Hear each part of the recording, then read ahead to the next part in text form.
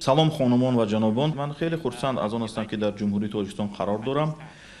ин сафари нахустини ман ба кишвари зебои тоҷикистон мебошад ки мардуми хеле самимӣ дорад. Инчунин меҳмоннавозии сатҳи олиро мо ҳис намудем ва мо худи ҳозир вокӯъиамонро бо ҷаноби олии президенти кишвар муҳтарам Эмомалӣ Раҳмон ба итмом расондем.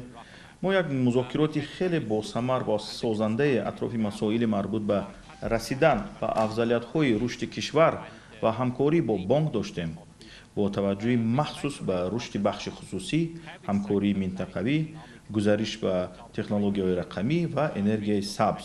Инчунин дар соҳаи иҷтимоӣ ва маориф табодули андеша намудем, зеро тавассути гузариши рақамӣ мо метавонем дар фароҳам овардани ҷойҳои нави корӣ саҳмгузор бошем. Дар рафти мулоқот оиди ҷараёни сохтмони нерӯҳои барқи оби Роғун низ ибрози назар намудем. Бояд тазаккур дод ки дар чаҳорчӯби барномаи бузурги минтақавии мо ки номаш пиряхҳо барои хоҷагиҳо мебошад, бобати идоракунии устувори об ва амнияти озуқаворӣ дар Тоҷикистон ва инчунин дар 8 кишвари дигар мо ин барномаро роҳандозӣ менамоем ки ҳаҷми умумии мусоидати мо ки дар солиёни наздик ба ин мамолик инчунин Тоҷикистон ҷудо хоҳад шуд, 3.5 миллиард долларро дар бар хоҳад гирифт. Тоҷикистон ва Бонки Осиёи рушд шарикии дарозмуддат ва густурдаро ҳанӯз аз лаҳзаи ба Бонки Осиёи рушд пайвастани Тоҷикистон дар соли 1998 барпо намуданд.